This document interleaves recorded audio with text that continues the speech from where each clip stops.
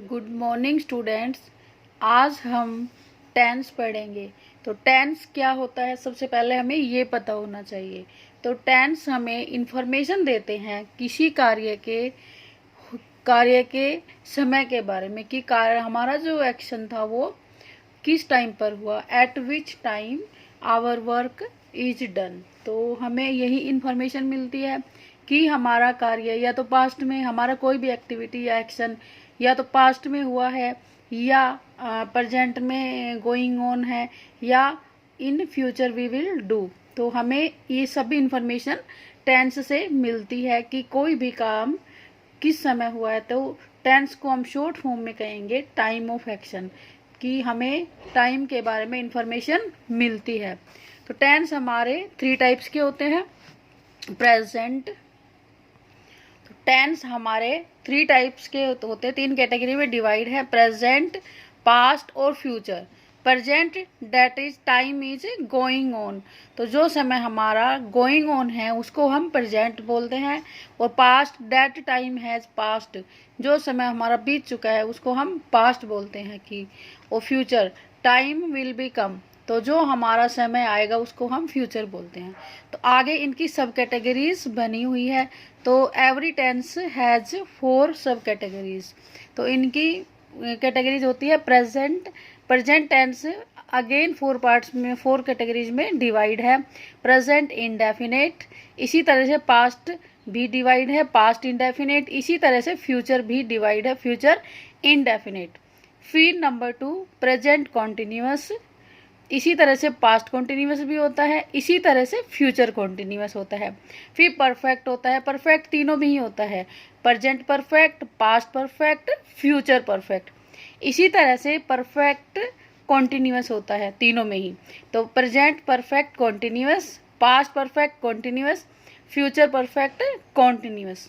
इस तरह से हमारे कितने टेंसेस हो गए, टेंसेस की सब कैटेगरीज कितनी हो गई। वैसे तो हमारे 3 होते हैं और फिर each category, each tense, each part has 4 sub parts, तो टोटल हमारे 12 हो जाते हैं। तो अब हम इनको धीरे धीरे रोज स्टडी करेंगे। तो आज हम पढ़ने वाले हैं प्रेजेंट इंडेफिनिट। अब प्रेजेंट इंडेफिनिट टेंस को हम सिंपल प्रेजेंट भी बोलते हैं। तो प्रेजेंट जो प्रेजेंट इंडेफिनिट में हम वर्ब की फर्स्ट फॉर्म का यूज करते हैं, वर्ब की फर्स्ट फॉर्म और या फिर वर्ब की फर्स्ट फॉर्म के साथ एस या ई एस लगता है।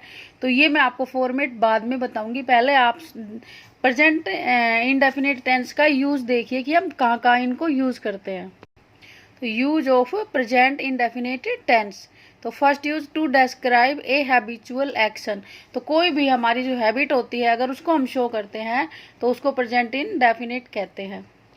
इसका हम एक एग्जाम्पल देखते हैं। He gets up at 5 AM, तो ये हैबिट हो गई रोज उठने की कि वह 5 AM उठता है, सुबह के 5 बजे उठ जाता है। तो ये हमारी हैबिट को शो कर रहा है। तो हम जहाँ पर भी कहीं पर भी हैबिट शो होती है तो प्रेजेंट इंडेफिनिट टेंस यूज करेंगे वहाँ पर। दूसरा है टू एक्सप्रेस यूनिवर्सल और जनरल ट्रूथ, कोई भी जो यूनिवर्सल ट्रूथ है जिसको हम झुटला नहीं सकते, जिसको हम चेंज नहीं कर सकते, या कोई भी जनरल ट्रूथ है जिसको चेंज नहीं किया जा सकता, where we will use present indefinite tense.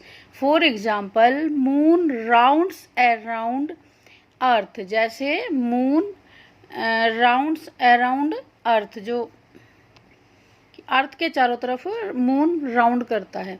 तो इस चीज को कोई चेंज नहीं कर सकता क्योंकि ये यूनिवर्सल फैक्ट है, दिस इज यूनिवर्सल ट्रूथ।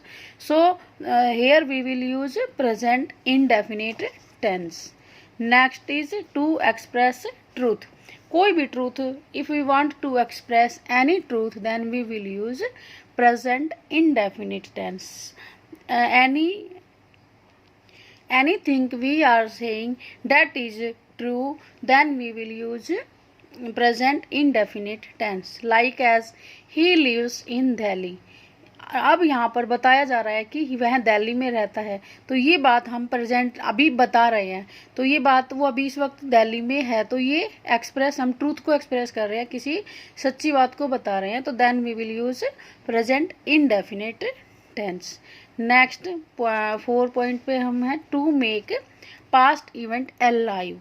कभी कभी क्या होता है कि हमारी हिस्टोरिकल इवेंट होती है, कोई हिस्टोरिकल बातें होती है, if we want to make them alive, अगर हम उनको अलाइव बनाना चाहते हैं, उनको सजीव बनाना चाहते हैं, उनमें जान डालना चाहते हैं, उनको रियल शो करना चाहते हैं, तो हम प्रेजेंट इंडेफिनिट टेंस यूज करते हैं।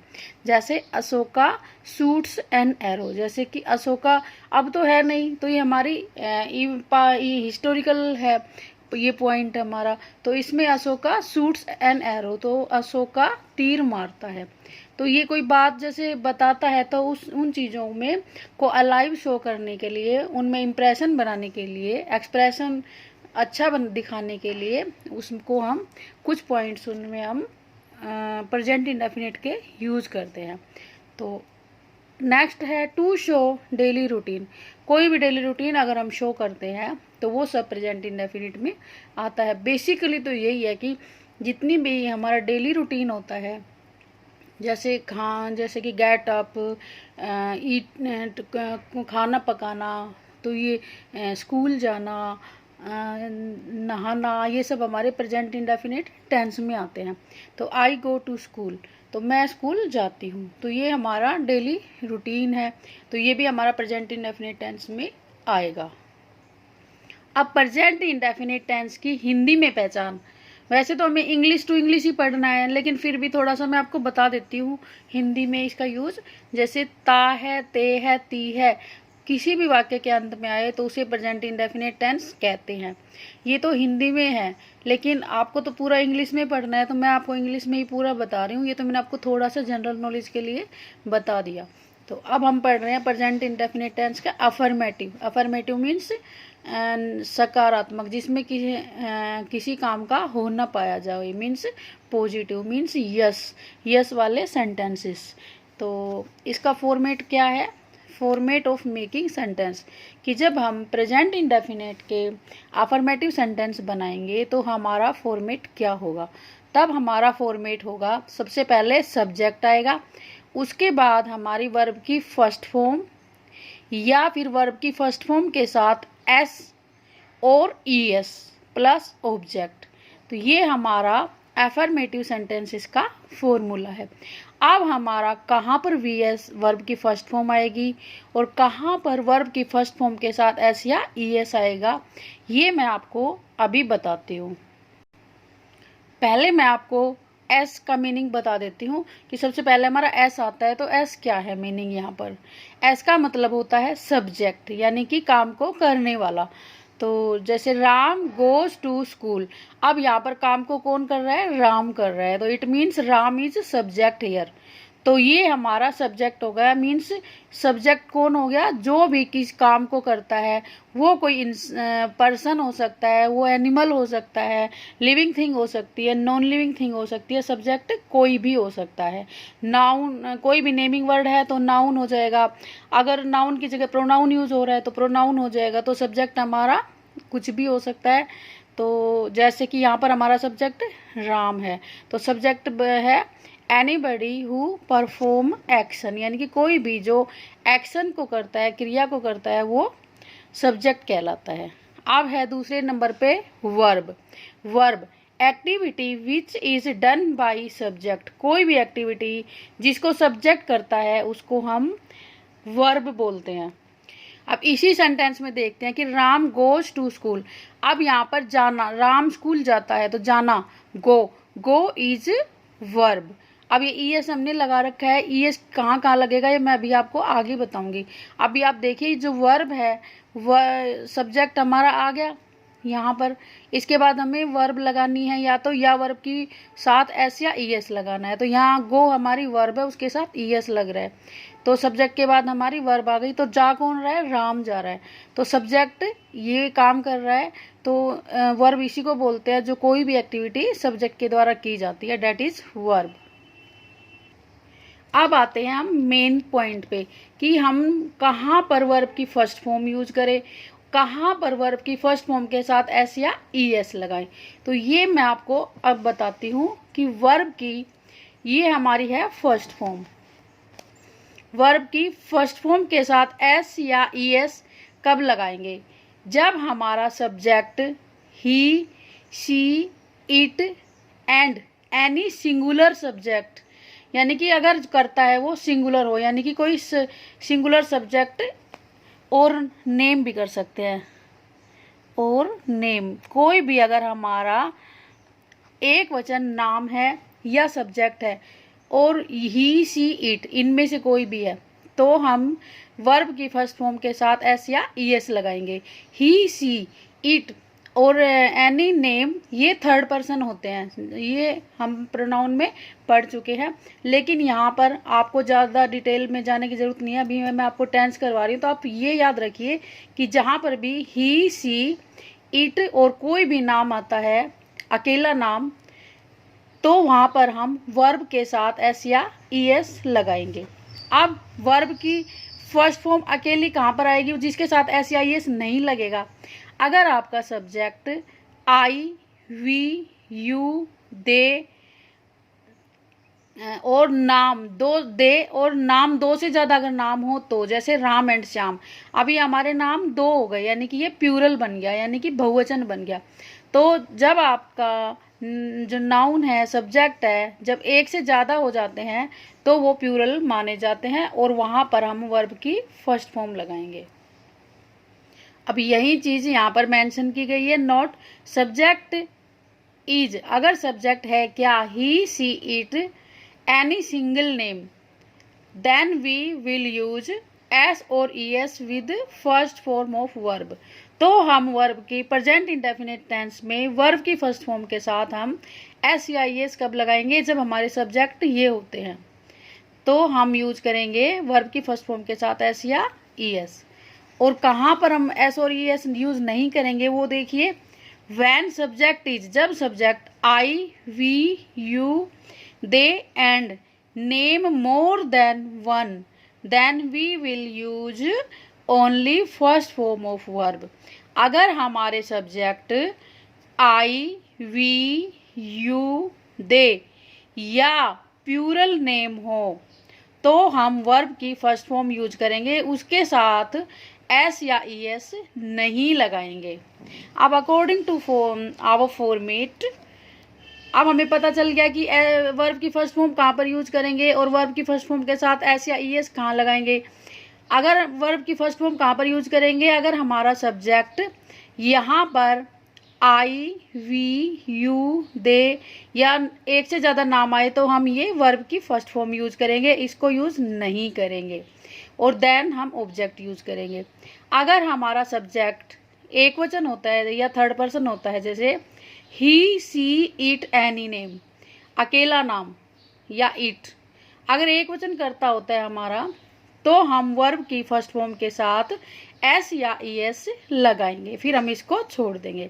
तो अब हमें पता चल चुका है कि अगर हमारा सब्जेक्ट के ऊपर डिपेंड है कि हमें वर्ब की फर्स्ट फॉर्म लगानी है या वर्ब की फर्स्ट फॉर्म के साथ एस या ईएस लगाना है या नहीं लगाना है, वो डिपेंड करता है हमारे सब्जेक्ट पे। अब यहाँ पर हमारा ऑब्जेक्ट आया हुआ है फॉर्मेट में। अब ऑब्जेक्ट क्या होता है मैं आपको वो भी बता देती हूँ। अब ऑब्जेक्ट है, action is done by subject on object. कोई भी काम जब सब्जेक्ट करता है तो वो किसी की मदद से करता है या किसी के ऊपर करता है, तो उसको हम बोलते हैं ऑब्जेक्ट। जैसे अब मैं एग्जांपल में बताती हूँ कि राम गोज टू स्कूल। अब यहाँ पर राम क्या हो गया, सब्जेक्ट हो गया, गोज हमारी वर्ब हो गई, हमने सब्जेक्ट लिख दिया, हमने वर्ब लिख दी। अब ये हमारा, क्योंकि ये हमने पहले ही कहा है कि कोई भी नाम हो तो वर्ब के साथ एस या ईएस लगाएंगे, तो यहाँ पर हमने ईएस लगा दिया।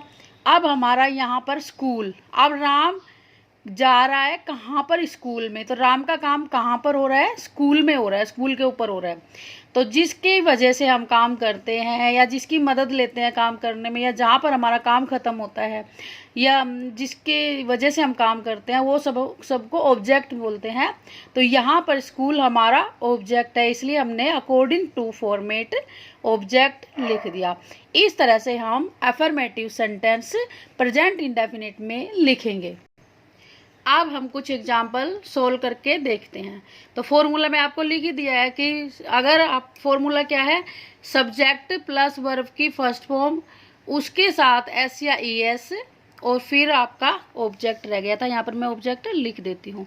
तो ऑब्जेक्ट, अब इधर इस वाली रो में हम लिखेंगे इस वाले फॉर्मेट के एग्जाम्पल, और इस तरफ हम लिखेंगे इस वाले फॉर्मेट के एग्जाम्पल। एक साथ में दोनों लिखूंगी तो आपको अच्छे से समझ में आ जाएगा। तो ये सब्जेक्ट है हमारा, ये वर्ब है, वर्ब की फर्स्ट फॉर्म यानी कि जिसमें एस या एस नहीं लगता, फिर हमारा ऑब्जेक्ट है। तो अब मैं आपको बता ही चुकी हूँ कि एस और ई एस कहाँ पर लगता है। अगर हमारा सब्जेक्ट ही, सी, इट या सिंगुलर नेम हो तो हमारा फॉर्मूला यही वाला यूज होगा। अगर हमारा subject I, we, you, they या प्लूरल नेम हो तो हमारा ये वाला फॉर्मेट यूज होगा। तो हम अब है वर्ब की फर्स्ट फॉर्म प्लस एस और ई एस और वर्ब की फर्स्ट फॉर्म। तो इसके एग्जांपल हम देखते हैं कि शी, ही, नंबर 1 देखते हैं, ही कुक फूड। अब हमने देख लिया कि क्योंकि सब्जेक्ट हमारा ही है, और मैं पहले ऑलरेडी आपको बता चुकी हूँ कि if we have subject he, she, it और singular name then we will use S और ई एस विद वर्ब। तो ही हमारा सिंगुलर सब्जेक्ट है या थर्ड पर्सन है, आप इसको कुछ सिंगुलर भी है और थर्ड पर्सन भी है। तो यहाँ पर हमने वर्ब के साथ एस लगा दिया। ही कुक्स फूड मीन्स वह खाना पकाता है।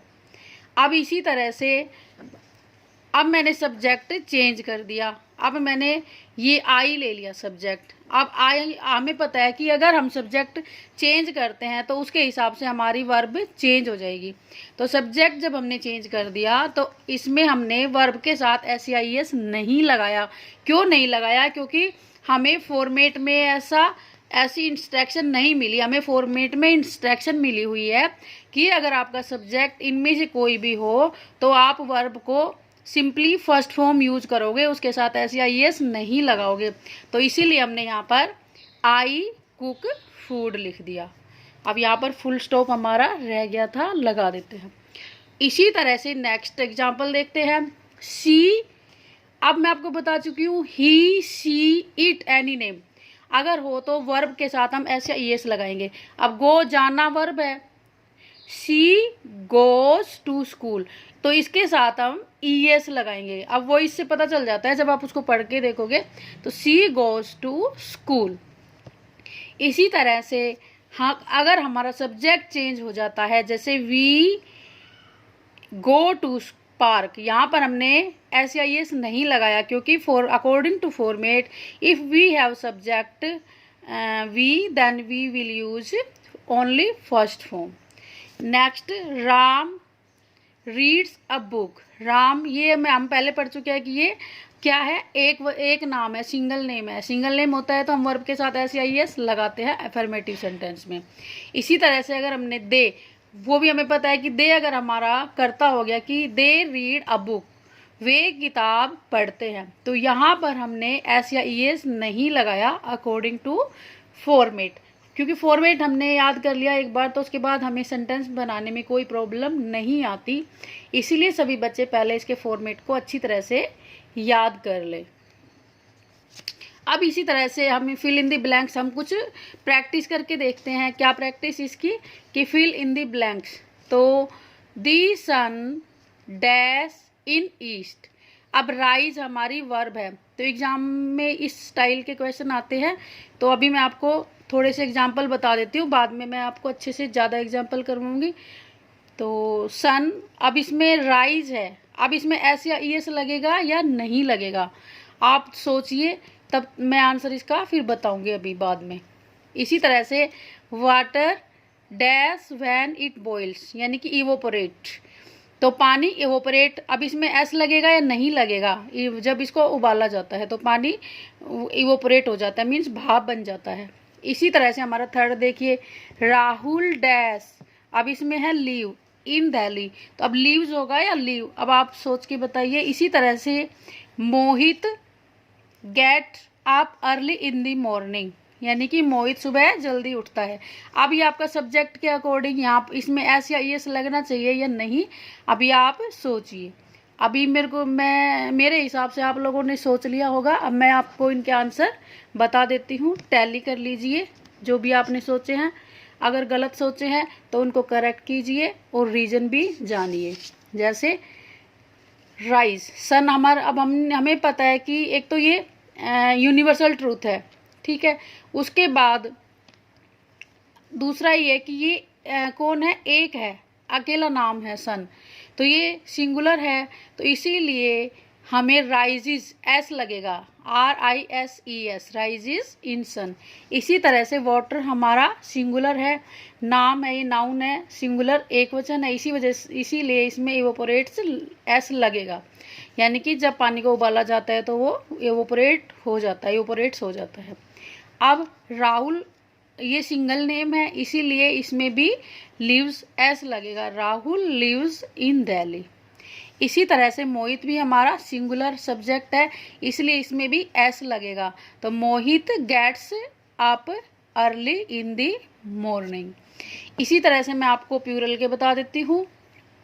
You dash in class means तुम कक्षा में स्टडी करते हो। अब हमें रूल का पता है कि अगर हमारा सब्जेक्ट यू है तो हम लगाएंगे या नहीं लगाएंगे। तो हम पहले पढ़ चुके हैं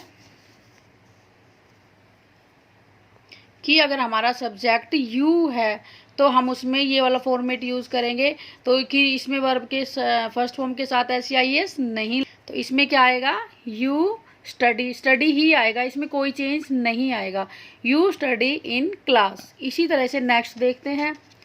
अच्छा मैं बताऊंगी, पहले आप सोचिए, मैं आंसर बाद में बताऊंगी। सबके एक का मैंने बता दिया, इधर नहीं बताए थे, तो आप खुद सोचिए। जैसे we dash to Delhi on every Monday, कि हम एवरी मंडे हम दिल्ली जाते हैं, तो इसमें गो आएगा या गोज आएगा, तो ये आपको सोचना है। इसी तरह से थर्ड पे you watch news on TV daily, तो इसमें वॉच आएगा या वॉचीज आएगा, ये आपको सोच के बताना है।